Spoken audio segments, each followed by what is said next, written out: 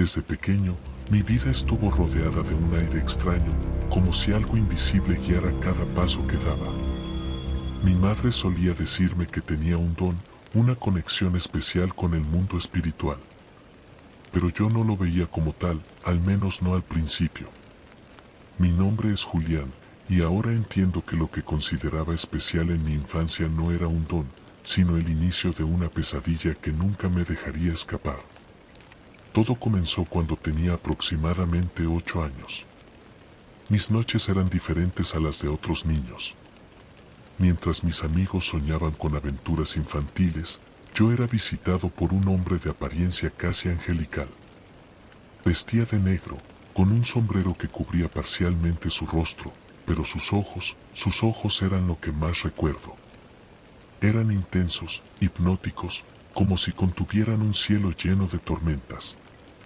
Este hombre no hablaba al principio, simplemente extendía su mano hacia mí, invitándome a acompañarlo. Sin entender por qué, siempre aceptaba. En esos sueños, me llevaba a un lugar que parecía salido de un cuento de hadas. Había campos de flores que brillaban bajo un cielo de tonos rojizos y anaranjados, como si el atardecer se hubiera congelado en el tiempo.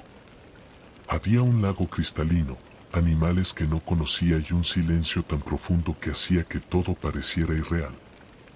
Yo era un niño, y este lugar me ofrecía una tranquilidad que no encontraba en mi vida diaria. Pero había algo más, algo que no podía explicar.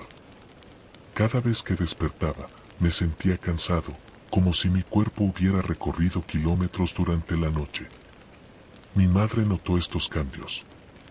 Aunque nunca lo admitió, sé que le aterrorizaba lo que me ocurría. Cada mañana me hacía preguntas sobre mis sueños, sobre el hombre que me visitaba, y siempre terminaba pidiéndome que rezara antes de dormir. Yo no entendía su preocupación. Para mí, aquel hombre era un amigo, alguien que me ofrecía un escape de la monotonía de mi vida. Las cosas cambiaron cuando comencé a dormir durante periodos prolongados, a veces hasta 18 o 20 horas. Mi madre, desesperada, me llevó al hospital. Los médicos no encontraron nada fuera de lo común, pero fue suficiente para convencerla de que debía detener aquellos sueños. Esa noche, me sentó en la mesa de la cocina, con lágrimas en los ojos, y me imploró que nunca más aceptara la mano de aquel hombre. Me prometió que, aunque no pudiera entenderlo, su petición era por mi seguridad. A regañadientes, le prometí que obedecería. El hombre regresó. Esa misma noche, lo vi en mi sueño, con su mano extendida como siempre. Pero esta vez, sentí algo diferente. Había un peso en su presencia, un aire de autoridad que antes no había percibido. Me miró fijamente, como si supiera que no lo acompañaría.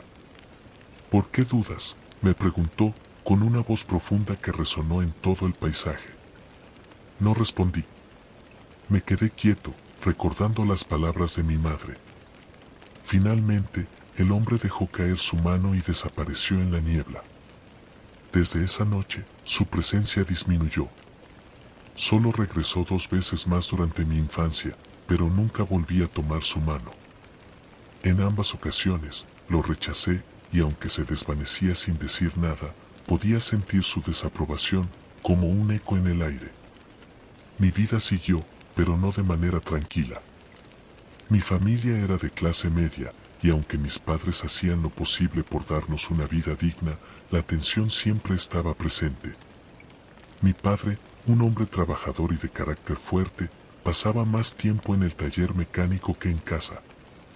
Mi madre, por otro lado, era la columna vertebral del hogar, pero a menudo se la veía cansada, como si llevara un peso invisible sobre sus hombros. Yo era el menor de 3 hermanos. Mi hermano mayor, Adrián, y mi hermana Valeria tenían responsabilidades que yo nunca conocí. Mientras ellos trabajaban para ayudar con los gastos, yo era el consentido. Mi padre siempre decía que yo era el futuro de la familia, el que iba a llevar nuestro apellido a nuevas alturas. Esa presión me pesaba, aunque no lo entendía en aquel entonces. Todo cambió el día que mi padre murió. Fue un accidente en el taller, algo rápido, brutal. Una máquina falló y su vida se apagó en cuestión de segundos. La noticia llegó a casa como un trueno, dejando a mi madre en estado de shock. Valeria intentó tomar el control de la situación, pero era demasiado joven para cargar con tanto. Adrián, quien ya trabajaba a tiempo completo, se sumergió aún más en su labor, dejando poco espacio para el duelo. Yo, por mi parte, me sentí completamente perdido. El hombre que siempre había sido mi roca ya no estaba, y mi madre, consumida por el dolor, comenzó a alejarse de nosotros. Poco a poco, comenzó a beber. Al principio eran tragos esporádicos, pero con el tiempo, el alcohol se convirtió en su refugio. Mi hogar, que antes era un lugar cálido, se convirtió en un espacio frío y vacío. La ausencia de mis padres, tanto física como emocional, me empujó hacia caminos oscuros. Comencé a faltar a la escuela, a juntarme con personas que no tenían las mejores intenciones. Fue en esa época cuando probé las drogas por primera vez. No lo hice por curiosidad ni por diversión, lo hice porque quería escapar, aunque solo fuera por un rato.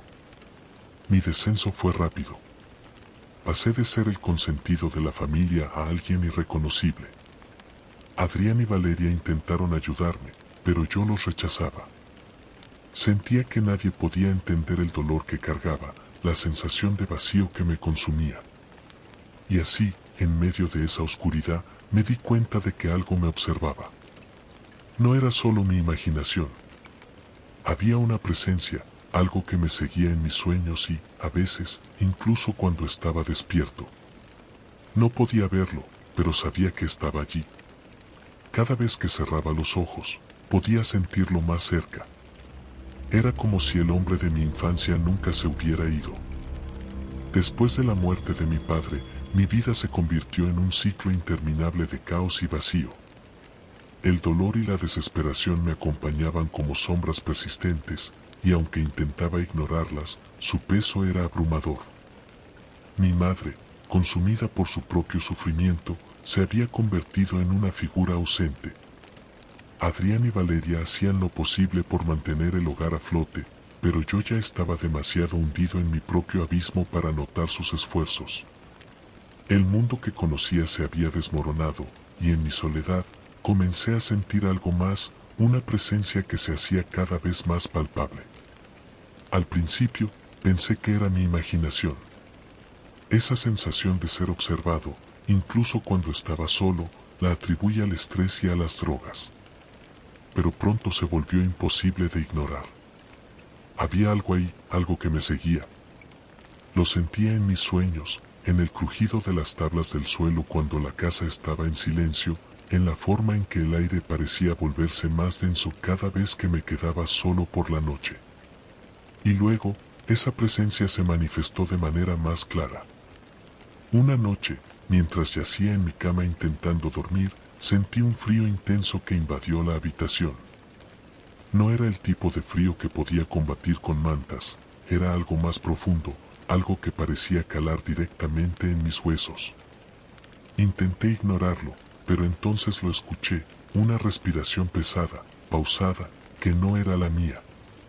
Me quedé inmóvil, conteniendo el aliento, mientras el sonido se hacía más fuerte, como si algo estuviera acercándose. Abrí los ojos y ahí estaba. No era una figura clara, más bien una sombra, pero no una sombra común. Era alta, delgada, con una forma que parecía moverse y contorsionarse, como si estuviera hecha de humo.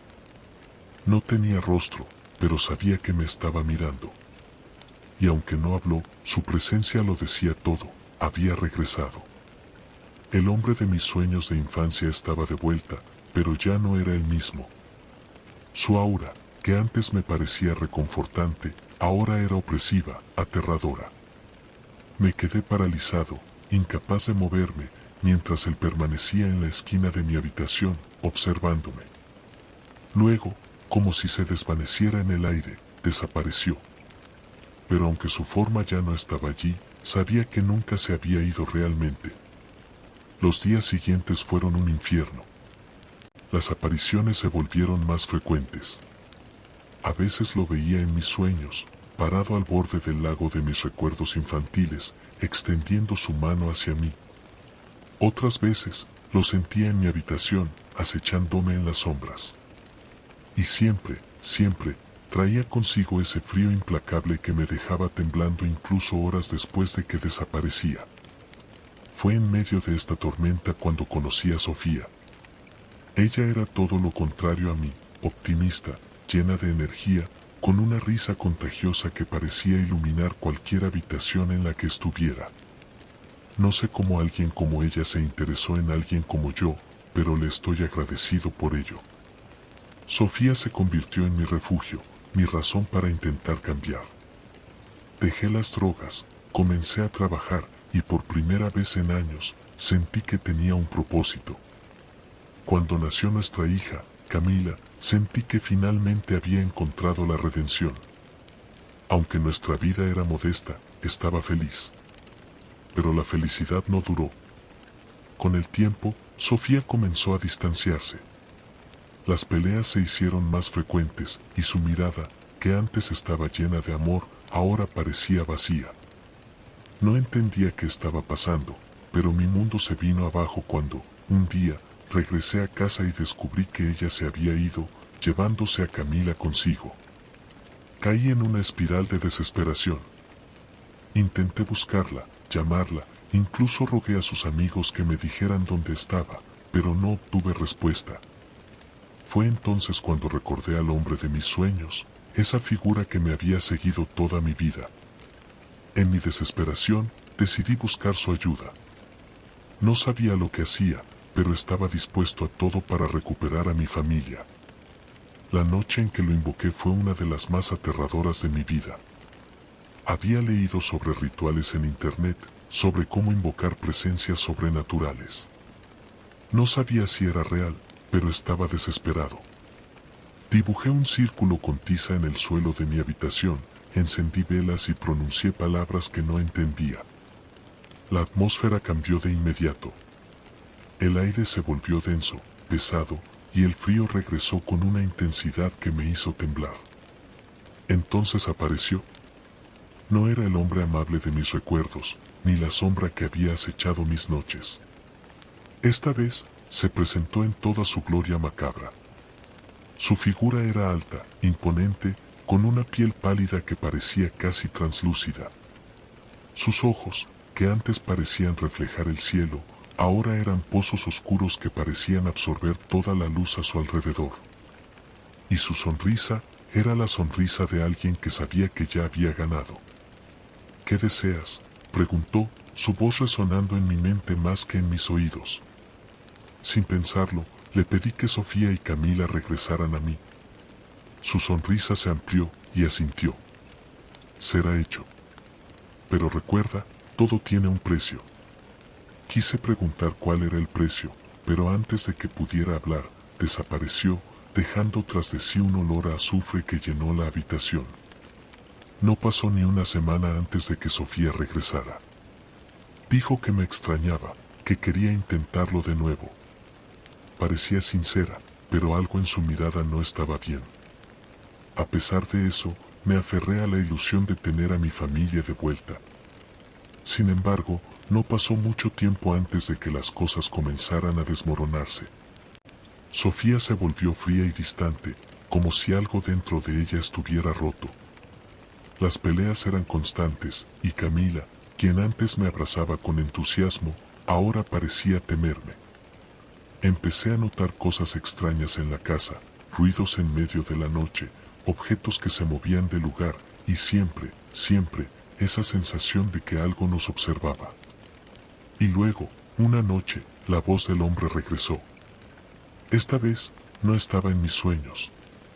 Lo escuché claramente, susurrándome al oído mientras dormía, es hora de pagar tu deuda. Sentí un escalofrío recorrer mi cuerpo mientras sus palabras resonaban en mi mente. Sabía que había cometido un error, pero ya era demasiado tarde para retroceder. Las noches se habían convertido en una pesadilla interminable. Después de que escuché aquella voz que me exigía pagar mi deuda, su presencia se volvió imposible de ignorar. Ya no solo era un susurro en la oscuridad o una sensación de frío, ahora lo veía.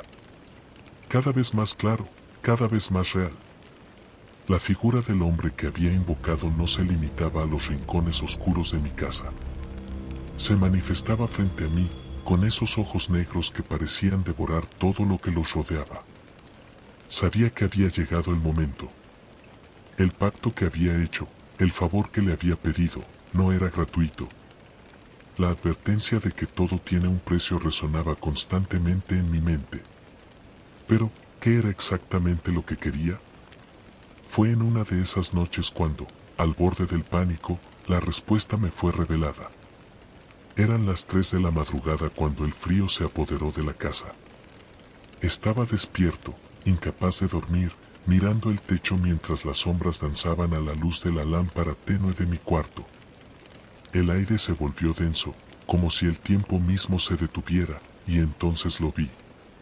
Su figura se materializó en el centro de la habitación, imponente y aterradora. Esta vez no estaba rodeado de niebla o sombras, era completamente tangible, más real de lo que jamás lo había visto. «Es hora», dijo con una voz que resonaba como un eco en mis oídos. Me levanté de la cama, temblando, incapaz de articular una sola palabra. «El precio de tu deseo es algo que amas profundamente», continuó. Sabía a qué se refería antes de que lo dijera. Mi corazón se detuvo al comprender lo que estaba por pedirme. «No», murmuré, retrocediendo hasta chocar con la pared. «No puedo hacer eso». El hombre, o lo que fuera esa entidad, inclinó la cabeza con una expresión de falsa compasión. «Ya has hecho tu elección.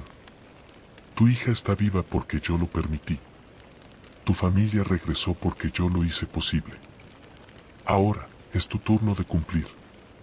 Las lágrimas comenzaron a correr por mi rostro. Camila. No podía ser ella. No podía pedirme que sacrificara a mi hija, la única razón por la que aún seguía vivo.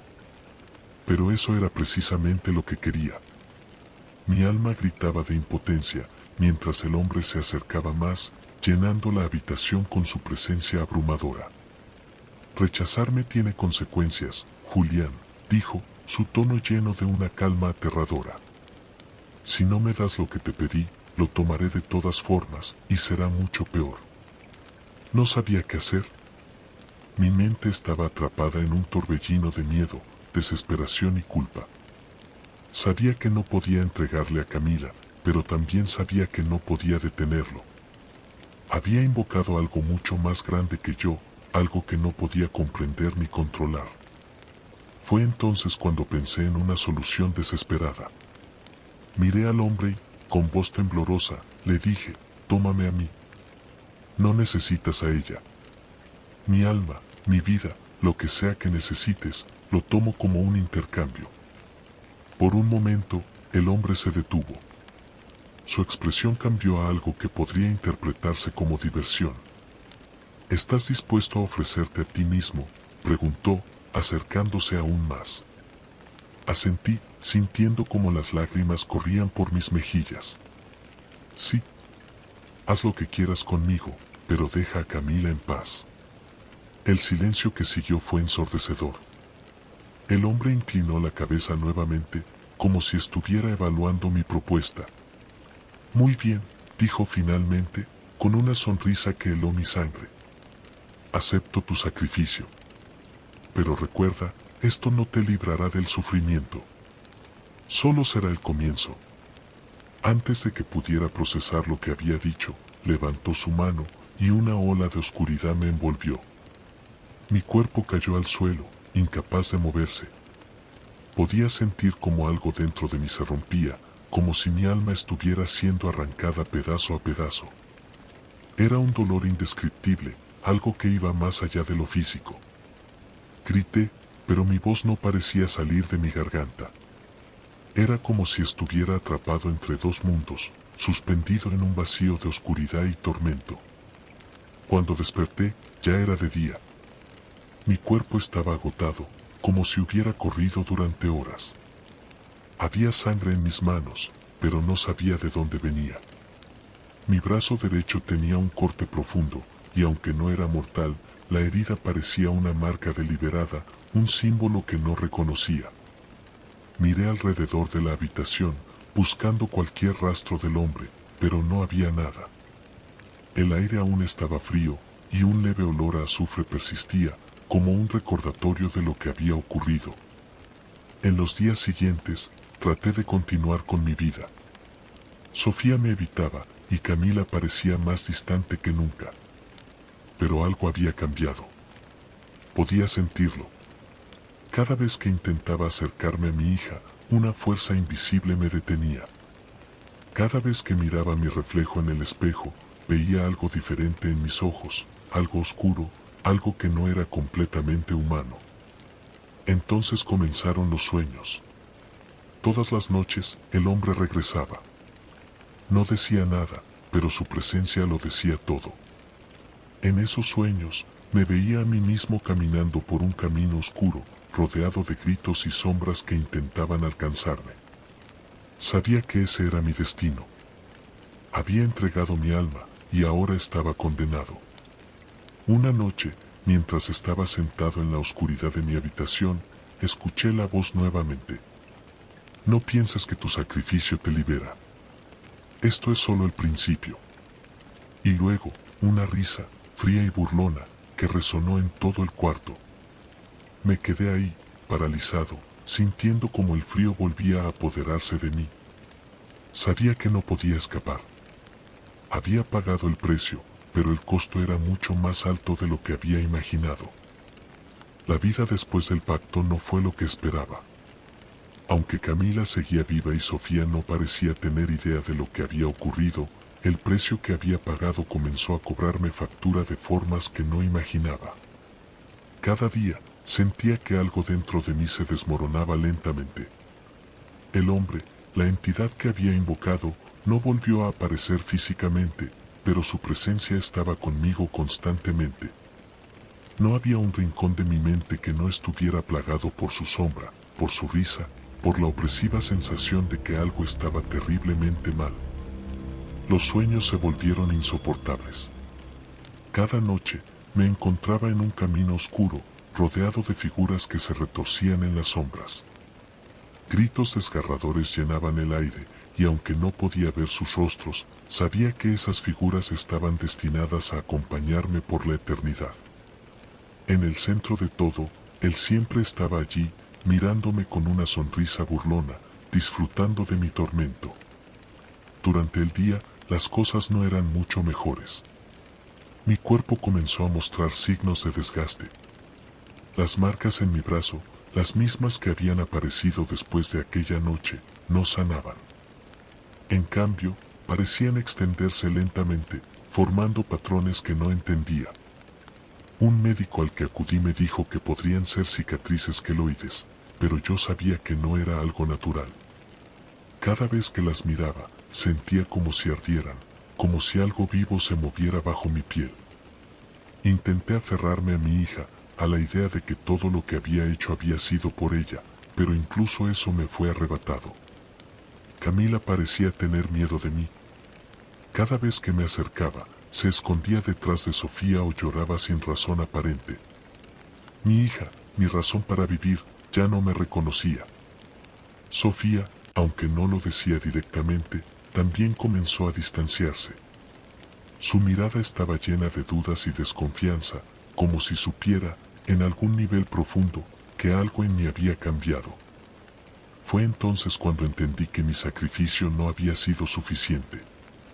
Había entregado mi alma, sí, pero no había logrado salvar lo que más me importaba. Todo lo que el hombre había prometido era una ilusión, un espejismo para atraparme en su red. Ahora estaba completamente solo, atrapado en un cuerpo que ya no sentía como mío, en una vida que se desmoronaba más con cada día que pasaba. La desesperación me llevó a buscar ayuda, pero ¿a quién podía acudir? No podía ir con un sacerdote y decirle que había vendido mi alma. No podía hablar con Sofía, porque sabía que me tomaría por loco.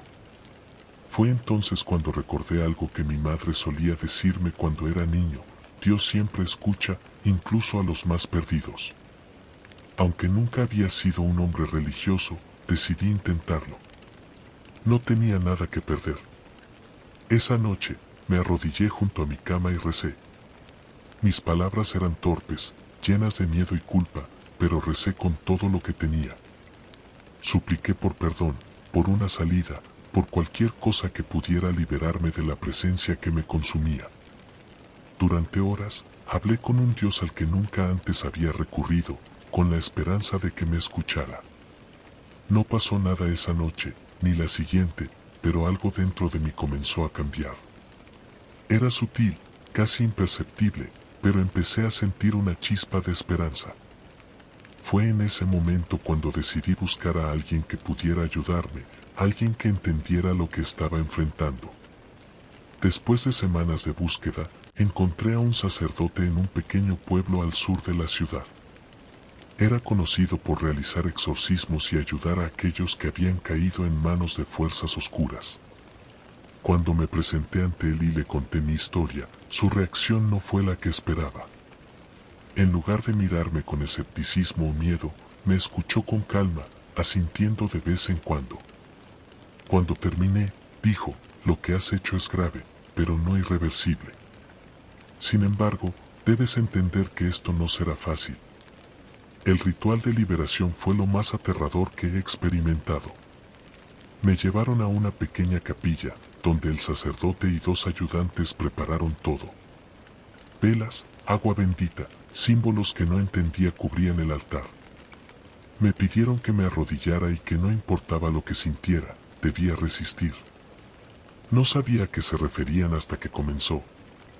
Las palabras del sacerdote resonaron en la pequeña capilla, llenando el aire con un peso que era casi físico. Al principio, no sentí nada, pero entonces el frío regresó. Fue como si toda la capilla estuviera siendo invadida por una tormenta de hielo. Mi respiración se volvió difícil, y las marcas en mi brazo comenzaron a arder con una intensidad que me hizo gritar. El sacerdote continuó rezando, su voz más fuerte, más firme. Sentí como si algo dentro de mí estuviera siendo arrancado, algo que se aferraba a mi alma con uñas y dientes. Las sombras en la habitación comenzaron a moverse, a retorcerse, como si algo estuviera luchando por permanecer. Vi su figura, el hombre, de pie al final de la capilla, mirándome con una furia que nunca antes había visto. «Es mío», gritó, su voz resonando como un trueno. Pero el sacerdote no se detuvo. Siguió rezando, invocando el nombre de Dios, pidiendo protección y liberación. Finalmente, con un grito que parecía partirme en dos, sentí como algo se desprendía de mí.